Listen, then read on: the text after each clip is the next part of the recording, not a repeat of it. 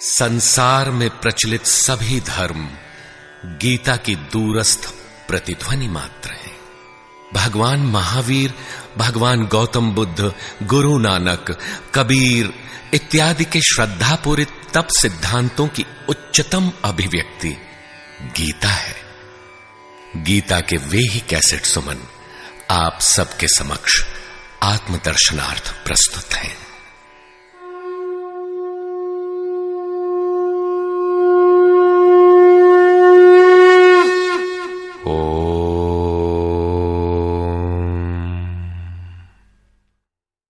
श्री परमात्मने नमः।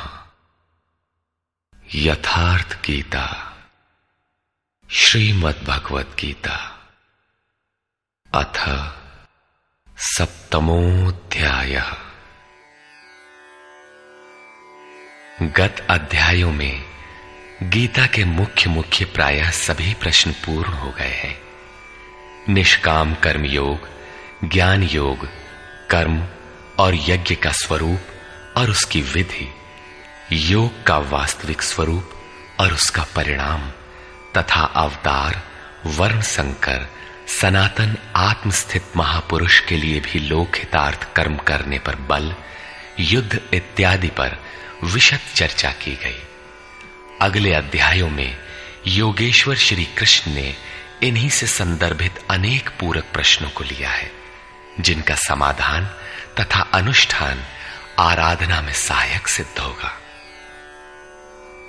छठे अध्याय के अंतिम श्लोक में योगेश्वर ने यह कहकर प्रश्न का स्वयं बीजारोपण कर दिया कि जो योगी मद्गतेनांतरात्मना, मुझ में अच्छी प्रकार स्थित अंतःकरण वाला है, उसे मैं अतिशय श्रेष्ठ योगी मानता हूं। परमात्मा में अच्छी प्रकार स्थिति क्या है? बहुत से योगी परमात्मा को प्राप्त तो होते हैं, फिर भी कहीं कोई कमी उन्हें खटकती है। लेश मात्र भी कसर न रह जाए, ऐसी अवस्था कब आएगी? संपूर्णता से परमात्मा की जानकारी कब आएगी, कब होती है? इस पर योगेश्वर श्री कृष्ण कहते हैं, श्री भगवान उवाच,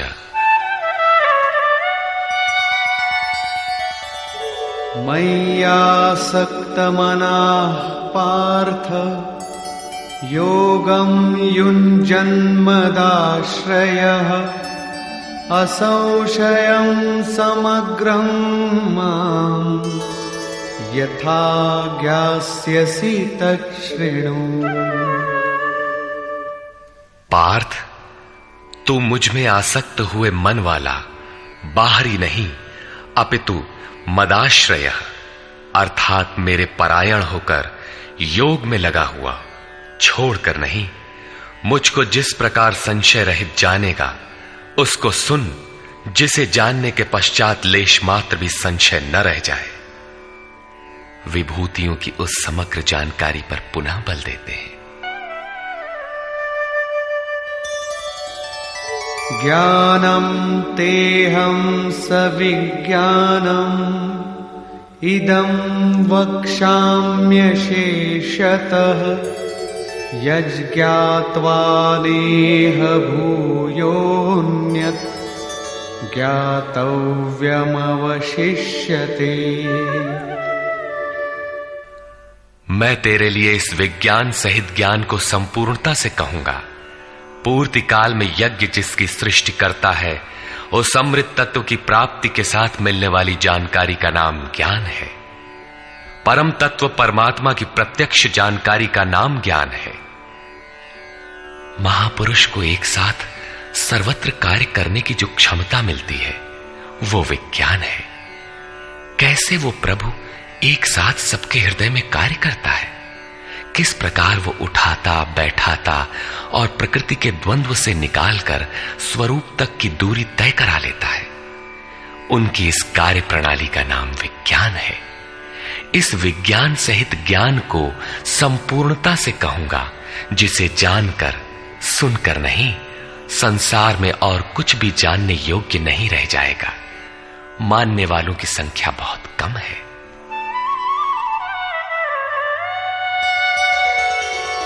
मनुष्याणां सहस्रेषु कश्चिद्यतति सिद्धये यततामपि सिद्धानां कश्चिन्मां वेत्ति तत्वतः। हजारों मनुष्यों में कोई ही मनुष्य मेरी प्राप्ति के लिए यत्न करता है, और उन यत्न करने वाले योगियों में भी कोई विरला ही पुरुष मुझे तत्व अर्थात साक्षात्कार के साथ जानता है। अब समग्र तत्व है कहां? एक स्थान पर पिंड रूप में है अथवा सर्वत्र व्याप्त है? इस पर योगेश्वर श्री कृष्ण कहते हैं, भूमिरापो नलो वायुः खं मनो बुद्धिरेव च अहंकार इतीयं मे भिन्ना प्रकृतिरष्टधा। अर्जुन, भूमि, जल, अग्नि, वायु और आकाश तथा मन, बुद्धि और अहंकार, ऐसे ये 8 प्रकार के भेदों वाली मेरी प्रकृति है। ये अष्टधा मूल प्रकृति है। अपरेयमितस्त्वन्यां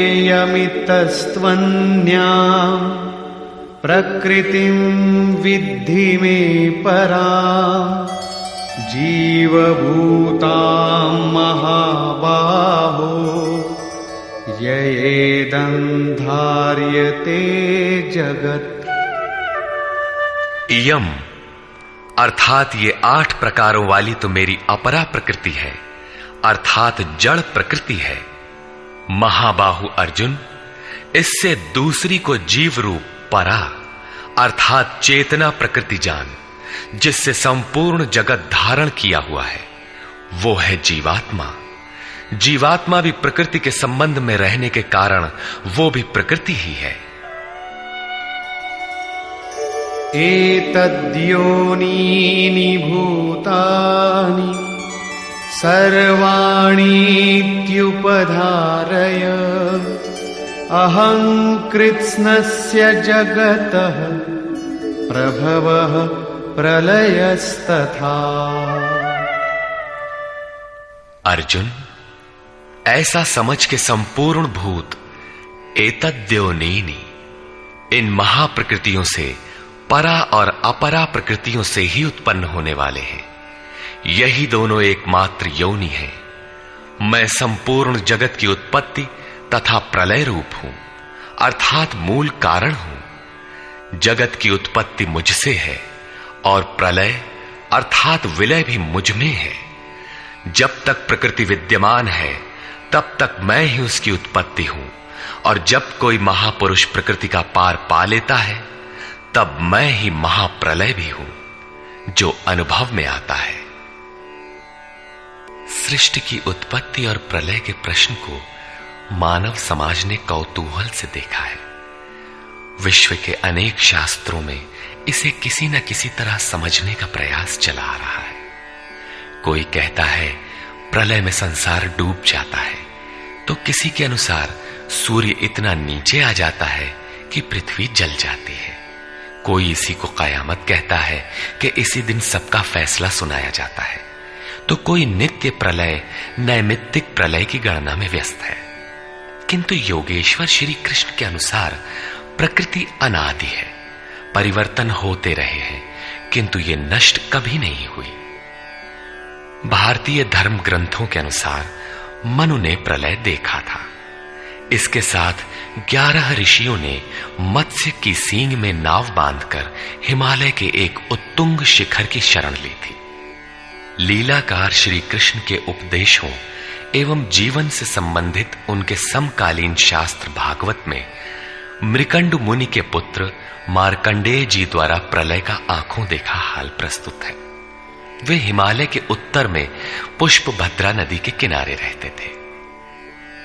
भागवत के 12 स्कंद के 8वें और 9वें अध्याय के अनुसार शौनक आदि ऋषियों ने सूत जी से पूछा कि मार्कंडेय जी ने महाप्रलय में वट के पत्ते पर भगवान बाल मुकुंद के दर्शन किए थे, किंतु वे तो हमारे ही वंश के थे और हमसे कुछ ही समय पूर्व हुए थे। उनके जन्म के बाद न तो कोई प्रलय हुआ और न ही सृष्टि ही डूबी, सब कुछ यथावत है। तब उन्होंने कैसा प्रलय देखा? सूत जी ने बताया कि मार्कंडेय जी की प्रार्थना से प्रसन्न होकर नर नारायण ने उन्हें दर्शन दिया। मार्कंडेय जी ने कहा कि मैं आपकी वो माया देखना चाहता हूं जिससे प्रेरित होकर ये आत्मा अनंत योनियों में भ्रमण करता है। भगवान ने स्वीकार किया और एक दिन जब मुनि अपने आश्रम में भगवान के चिंतन में तन्मय हो रहे थे, तब उन्हें दिखाई पड़ा कि चारों ओर से समुद्र उमड़कर उनके ऊपर आ रहा है। उसमें मगर छलांगे लगा रहे थे। उनकी चपेट में ऋषि मार्कंडेय भी आ रहे थे। वे इधर उधर बचने के लिए भाग रहे थे। आकाश, सूर्य, पृथ्वी, चंद्रमा, स्वर्ग, ज्योतिष मंडल सभी उस समुद्र में डूब गए। इतने में मार्कंडेय जी को एक बरगद का पेड़ और उसके पत्ते पर एक शिशु दिखाई दिया। श्वास के साथ मार्कंडेय जी भी उस शिशु के उदर में चले गए और अपना आश्रम, सूर्य मंडल सहित सृष्टि को जीवित पाया और पुनः श्वास के साथ उस शिशु के उदर से वे बाहर आ गए। नेत्र खुलने पर मार्कंडेय ने अपने को उसी आश्रम में अपने ही आसन पर पाया। स्पष्ट है कि करोड़ों वर्ष के भजन के पश्चात उन मुनि ने ईश्वरीय दृश्य को अपने हृदय में देखा, अनुभव में देखा। बाहर सब कुछ ज्यों का त्यों था। अतः प्रलय योगी के हृदय में ईश्वर से मिलने वाली अनुभूति है। भजन की पूर्ति काल में योगी के हृदय में संसार का प्रवाह मिटकर अव्यक्त परमात्मा ही शेष बचता है। यही प्रलय है। बाहर प्रलय नहीं होता। महाप्रलय शरीर रहते ही अद्वैत की अनिर्वचनीय स्थिति है। ये क्रियात्मक है। केवल बुद्धि से निर्णय लेने वाले भ्रम का ही सृजन करते हैं, चाहे हम हों या आप। इसी पर आगे देखें। मत्तः परतरं नान्यत् किंचिदस्ति धनंजय मयि सर्वमिदं प्रोतं सूत्रे मणिगणा इव। धनंजय, मेरे सिवाय किंचन मात्र भी दूसरी वस्तु नहीं है। ये संपूर्ण जगत सूत्र में मणियों के सदृश मेरे में गुथा हुआ है तो, परंतु जानेंगे कब? जब इस अध्याय के प्रथम श्लोक के अनुसार अनन्यासक्ति अर्थात भक्ति से मेरे परायण होकर योग में उसी रूप से लग जाए। इसके बिना नहीं, योग में लगना आवश्यक है। रसोऽहमप्सु कौन्तेय प्रभास्मि शशि सूर्ययोः प्रणवः सर्ववेदेषु शब्दः के पौरुषं नृषु। कौन्तेय, जल में मैं रस हूं, चंद्रमा और सूर्य में प्रकाश हूं, संपूर्ण वेदों में मैं ओंकार हूं। ओ धन अहम धनकार, स्वयं का आकार हूं।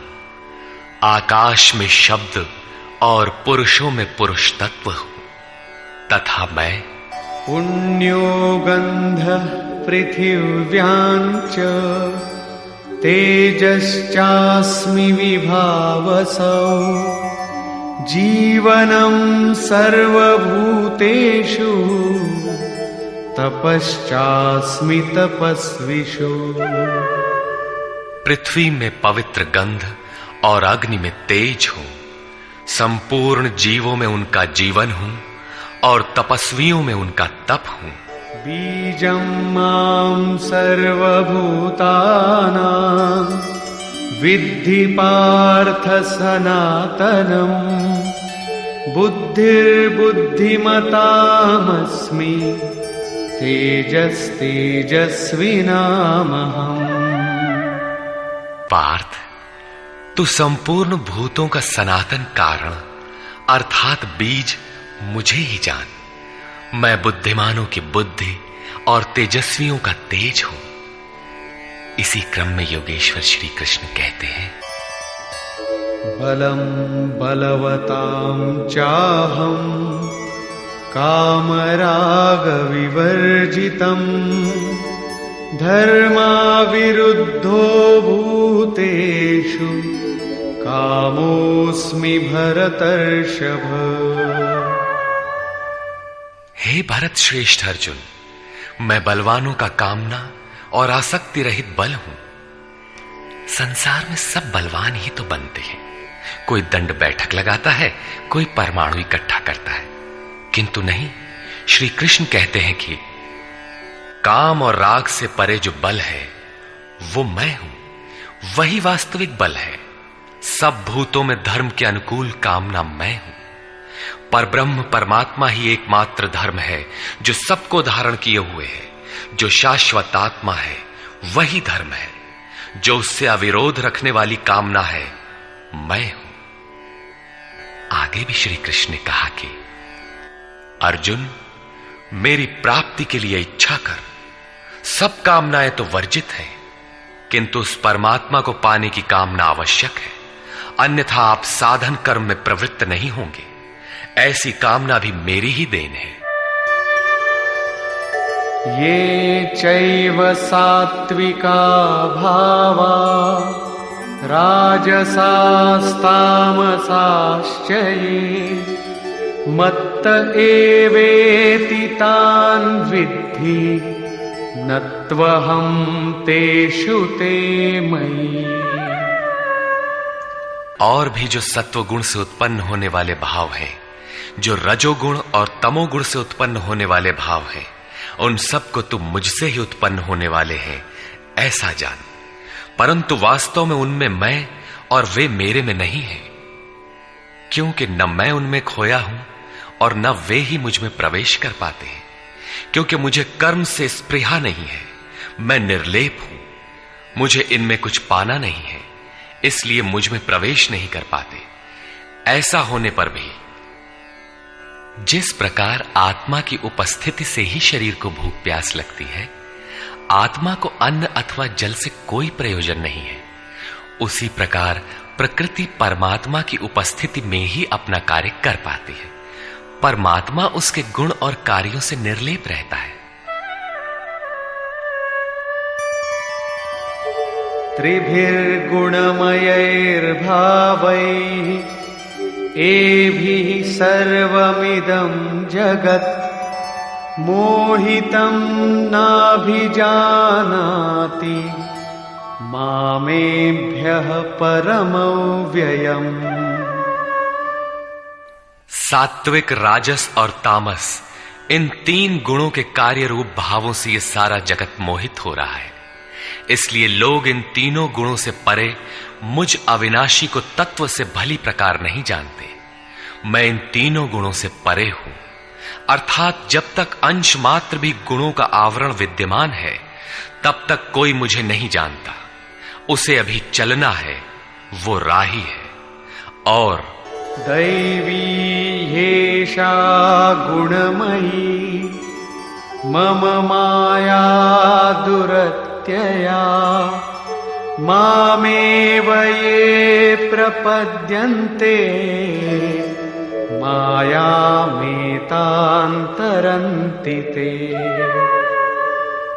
ये त्रिगुणातीत मेरी अद्भुत माया दुस्तर है, किंतु जो पुरुष मुझे ही निरंतर भजते हैं वे इस माया का पार पा जाते हैं। ये माया है तो दैवी, परंतु अगरबत्ती जलाकर इसकी पूजा न करने लगे, इससे पार पाना है। न मां दुष्कृतिनो मूढ़ाः प्रपद्यन्ते नराधमाः मायया परितज्ञानाः आसुरं भावमाश्रिताः। जो मुझे निरंतर भजते हैं वे जानते हैं, फिर भी लोग नहीं भजते। माया द्वारा जिनका ज्ञान अपहरण कर लिया गया है, जो आसुरी स्वभाव को धारण किए हुए मनुष्यों में अधम काम क्रोधादि दुष्कृतियों को करने वाले मूढ़ लोग मुझे नहीं भजते। तो भजता कौन है? चतुर्विधा भजन्ते मां जनाः सुकृतिनोऽर्जुन आर्तो जिज्ञासुरर्थार्थी ज्ञानी च भरतर्षभ।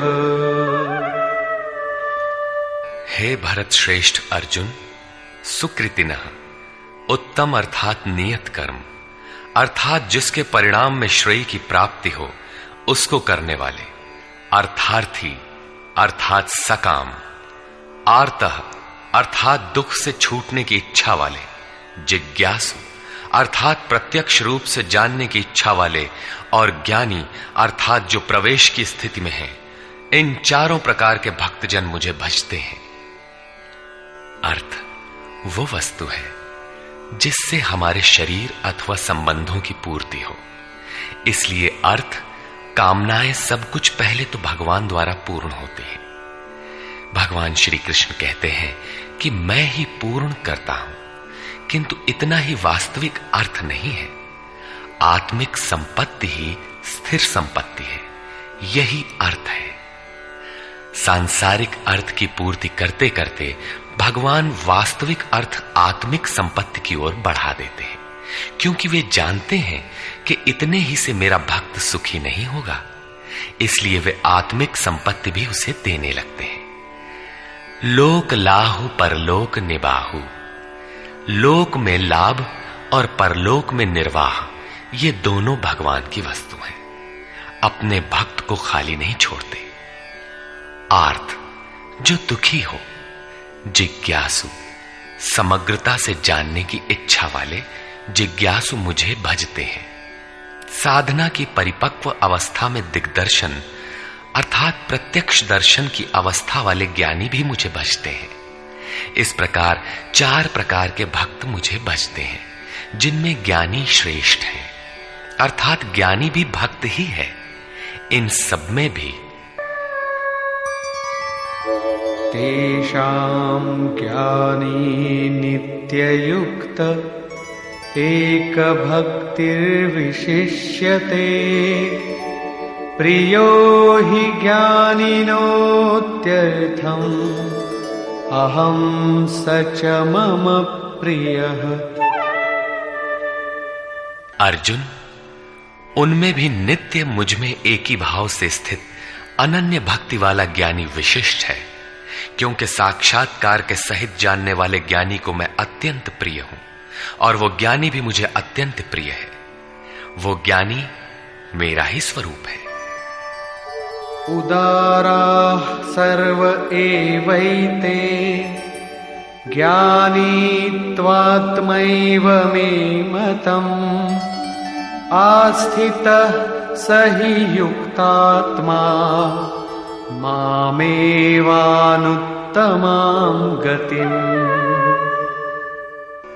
यद्यपि ये चारों प्रकार के भक्त उदार ही हैं, कौन सी उदारता कर दी? क्या आपकी भक्ति करने से भगवान को कुछ मिल जाता है? क्या भगवान में कोई कमी है जिसे आपने पूरा कर दिया? नहीं, वस्तुतः वही उदार है जो अपने आत्मा को अधोगति में न पहुंचाए, जो उसके उद्धार के लिए अग्रसर है। इस प्रकार ये सब उदार है। परंतु ज्ञानी तो साक्षात मेरा स्वरूप ही है, ऐसी मेरी मान्यता है, क्योंकि वो स्थिर बुद्धि ज्ञानी भक्त सर्वोत्तम गति स्वरूप मुझ में ही स्थित है।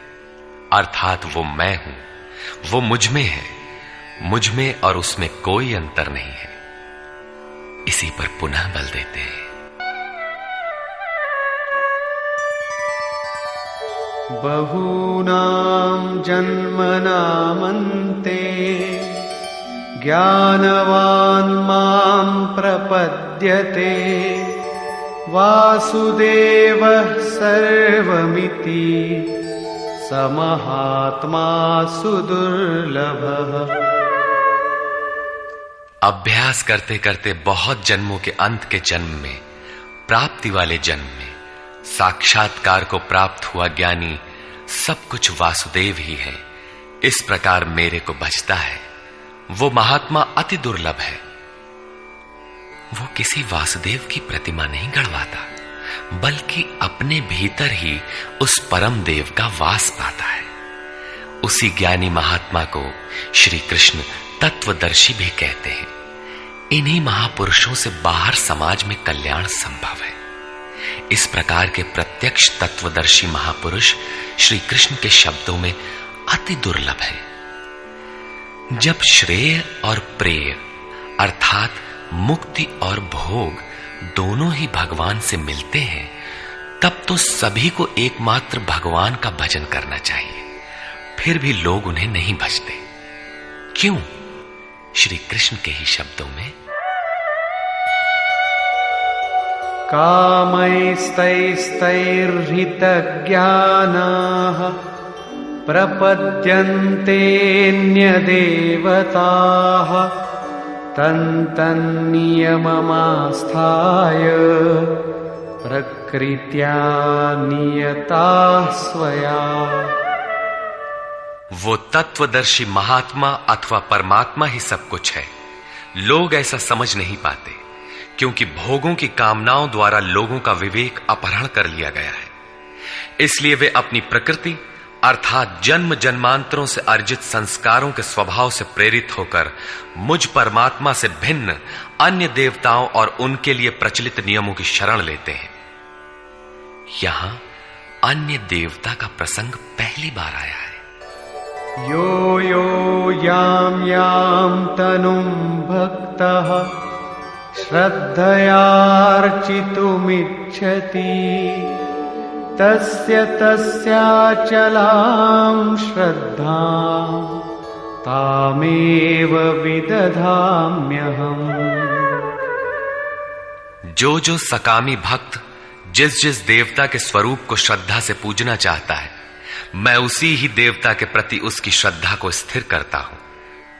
मैं स्थिर करता हूं, क्योंकि देवता नाम की कोई वस्तु होती तब तो वो देवता ही श्रद्धा को स्थिर करता। सतया श्रद्धया युक्तः तस्याराधनमीहते लभते च ततः कामान् मयैव विहितान् हितान्। वो पुरुष उस श्रद्धा से युक्त होकर उस देव विग्रह के पूजन में तत्पर होता है और उस देवता के माध्यम से मेरे ही द्वारा निर्मित उन इच्छित भोगों को निसंदेह प्राप्त होता है।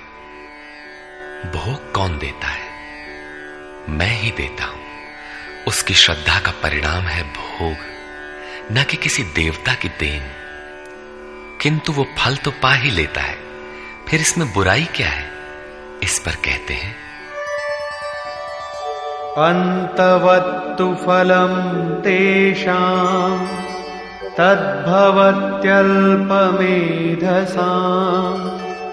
देवान् देवयजो यान्ति मद्भक्ता यान्ति मामपि। परंतु उन अल्प बुद्धि वालों का वो फल नाशवान है। आज फल है तो भोगते भोगते नष्ट हो जाएगा, इसलिए नाशवान है। देवताओं को पूजने वाले देवताओं को प्राप्त होते हैं, अर्थात देवता भी नाशवान है। देवताओं से लेकर यावन मात्र जगत परिवर्तनशील और मरणधर्मा है।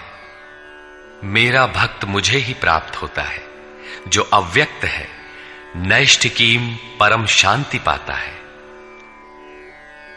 देवता हृदय के अंतराल में परम देव परमात्मा के देवत्व को अर्जित कराने वाले सद्गुणों का नाम है।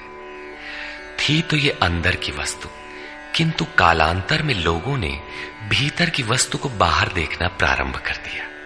मूर्तियां गढ़ ली, कर्म कांड रच डाले और वास्तविकता से दूर खड़े हो गए। श्री कृष्ण ने इस भ्रांति का निराकरण उपर्युक्त 4 श्लोकों में किया। गीता में पहली बार अन्य देवताओं का नाम लेते हुए उन्होंने कहा कि देवता होते ही नहीं, लोगों की श्रद्धा जहां झुकती है वहां मैं ही खड़ा होकर उनकी श्रद्धा को पुष्ट करता हूं और मैं ही वहां फल भी देता हूं। वो फल भी नश्वर है। फल नष्ट हो जाते हैं, देवता नष्ट हो जाते हैं और देवताओं को पूजने वाला भी नष्ट हो जाता है। जिनका विवेक नष्ट हो गया है वे मूढ़ बुद्धि ही अन्य देवताओं को पूजते हैं।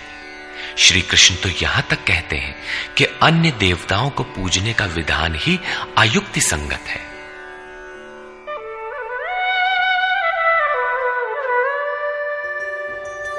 अव्यक्तं व्यक्तिमापन्नं मन्यन्ते माम बुद्धयः परं भावमजानन्तो ममाव्ययमनुत्तमम्। यद्यपि जब देवताओं के नाम पर देवता नाम की कोई वस्तु है ही नहीं, जो फल मिलता है वो भी नाशवान है, फिर भी सब लोग मेरा भजन नहीं करते, क्योंकि बुद्धिहीन पुरुष अर्थात कामनाओं द्वारा जिनका ज्ञान अपहृत हो गया है, वे मेरे सर्वोत्तम, अविनाशी और परम प्रभाव को भली प्रकार नहीं जानते। इसलिए वे मुझ अव्यक्त पुरुष को व्यक्ति भाव को प्राप्त हुआ मानते हैं, मनुष्य मानते हैं। अर्थात श्री कृष्ण भी मनुष्य शरीरधारी योगी थे, योगेश्वर थे। जो स्वयं योगी हो और दूसरों को भी योग प्रदान करने की जिनमें क्षमता हो, उन्हें योगेश्वर कहते हैं। साधना के सही दौर में पड़कर क्रमशः उत्थान होते होते महापुरुष भी उसी परम भाव में स्थित हो जाते हैं। शरीरधारी होते हुए भी वे उसी अव्यक्त स्वरूप में स्थित हो जाते हैं। फिर भी कामनाओं से विवश मंद बुद्धि के लोग उन्हें साधारण व्यक्ति ही मानते हैं। वे सोचते हैं कि हमारी ही तरह तो ये भी पैदा हुए हैं, भगवान कैसे हो सकते हैं। उन बेचारों का दोष भी क्या है। दृष्टिपात करते हैं तो शरीर ही दिखाई पड़ता है। वे महापुरुष के वास्तविक स्वरूप को देख क्यों नहीं पाते। इस पर योगेश्वर श्री कृष्ण से ही सुने। नाहं प्रकाशः सर्वस्य योगमाया समावृतः मूढ़ोऽयं नाभिजानाति लोको मामजमव्ययम्। सामान्य मनुष्य के लिए माया एक पर्दा है जिसके द्वारा परमात्मा सर्वथा छिपा है। योग साधना समझकर वो इसमें प्रवृत्त होता है।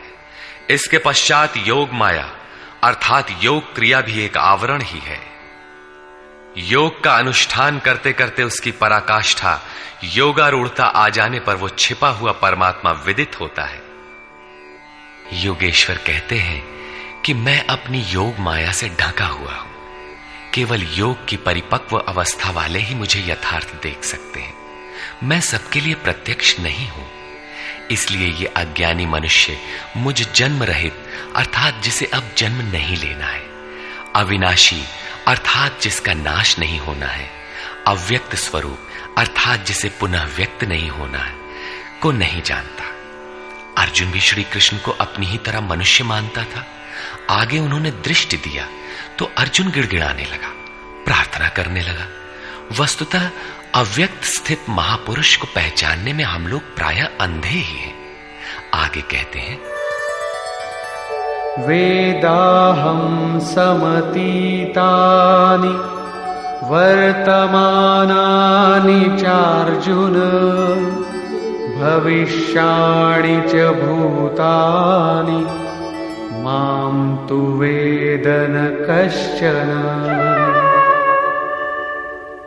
अर्जुन, मैं अतीत, वर्तमान और भविष्य में होने वाले संपूर्ण प्राणियों को जानता हूं, परंतु मुझे कोई नहीं जानता। क्यों नहीं जान पाता? इच्छा द्वेष समुत्थेन द्वंद्व मोहेन भारत सर्वभूतानि सम्मोहम् सर्गे यान्ति परन्तप। भरतवंशी अर्जुन, इच्छा और द्वेष अर्थात राग द्वेषादि द्वंद्व के मोह से संसार के संपूर्ण प्राणी अत्यंत मोह को प्राप्त हो रहे हैं, इसलिए मुझे नहीं जान पाते। तो क्या कोई जानेगा ही नहीं? योगेश्वर श्री कृष्ण कहते हैं, येषां त्वन्तगतं पापं जनानां पुण्यकर्मणां ते द्वन्द्वमोह निर्मुक्ता भजन्ते मां दृढ़व्रताः। परंतु पुण्य कर्म अर्थात जो संस्कृति का अंत करने वाला है, जिसका नाम कार्यम कर्म, नियत कर्म, यज्ञ की प्रक्रिया कहकर बारंबार समझाया है, उस कर्म को करने वाले जिन भक्तों का पाप नष्ट हो गया है, वे राग द्वेषादि द्वंद्व के मोह से भली प्रकार मुक्त होकर व्रत में दृढ़ रहकर मुझे भजते हैं। किस लिए भजते हैं? जरा मरण मोक्षाय मामाश्रित्य यतन्ति ये ते ब्रह्म तद्विदु कृत्स्नम् अध्यात्मं कर्म चाखिलम्। जो मेरी शरण होकर जरा और मरण से मुक्ति पाने के लिए प्रयत्न करते हैं, वे पुरुष उस ब्रह्म को, संपूर्ण अध्यात्म को और संपूर्ण कर्म को जानते हैं, और इसी क्रम में साधिभूताधिदैवं मां साधियज्ञं च ये विदुः प्रयाणकालेऽपि च मां ते विदुर्युक्तचेतसः। जो पुरुष अधिभूत, अधिदैव तथा अधियज्ञ के सहित मुझे जानते हैं, मुझ में समाहित चित्त वाले वे पुरुष अंतकाल में भी मुझको ही जानते हैं, मुझ में ही स्थित रहते हैं और सदैव मुझे प्राप्त रहते हैं। 26वें 27वें श्लोक में उन्होंने कहा कि मुझे कोई नहीं जानता, क्योंकि वे मोहग्रस्त हैं, किंतु जो उस मोह से छूटने के लिए प्रयत्नशील हैं, वे संपूर्ण ब्रह्म, संपूर्ण अध्यात्म, संपूर्ण कर्म, संपूर्ण अधिभूत, संपूर्ण अधिदैव और संपूर्ण अधियज्ञ सहित मुझको जानते हैं, अर्थात इन सब का परिणाम मैं अर्थात सद्गुरु हूं। वही मुझे जानता है, ऐसा नहीं कि कोई नहीं जानता। निष्कर्ष, इस 7वें अध्याय में योगेश्वर श्री कृष्ण ने बताया कि अनन्य भाव से मुझ में समर्पित होकर, मेरे आश्रित होकर जो योग में लगता है, वह समग्र रूप से मुझे जानता है। मुझे जानने के लिए हजारों में कोई विरला ही प्रयत्न करता है, और प्रयत्न करने वालों में विरला ही कोई जानता है। वह मुझे पिंड रूप में एक देशीय नहीं वरन सर्वत्र व्याप्त देखता है। 8 भेदों वाली मेरी जड़ प्रकृति है, और इसके अंतराल में जीव रूप मेरी चेतन प्रकृति है।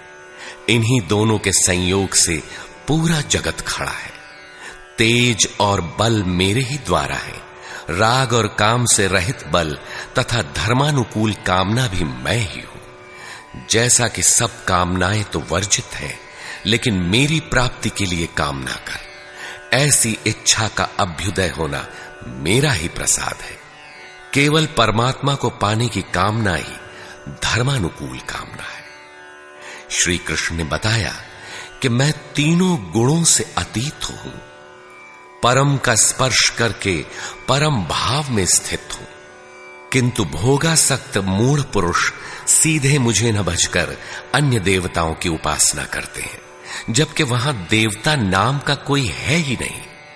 पत्थर, पानी, पेड़, जिसको भी वे पूजना चाहते हैं, उसी में उनकी श्रद्धा को मैं ही पुष्ट करता हूं।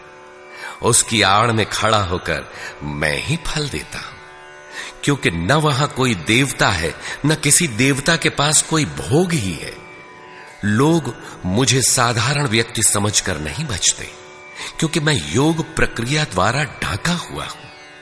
अनुष्ठान करते करते योग माया का आवरण पार करने वाले ही मुझ शरीरधारी को भी अव्यक्त रूप में जानते हैं, अन्य स्थितियों में नहीं। मेरे भक्त 4 प्रकार के हैं: अर्थार्थी, आर्त, जिज्ञासु और ज्ञानी।